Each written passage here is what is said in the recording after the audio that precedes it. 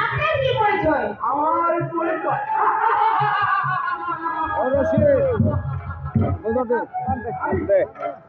আমি সব পরিত্যক্ত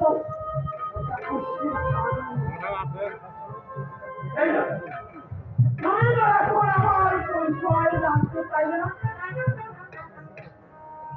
কেন? আমি তোর কি করি তুমি যাচাই করে দেখ না কি বলছেন আপনি?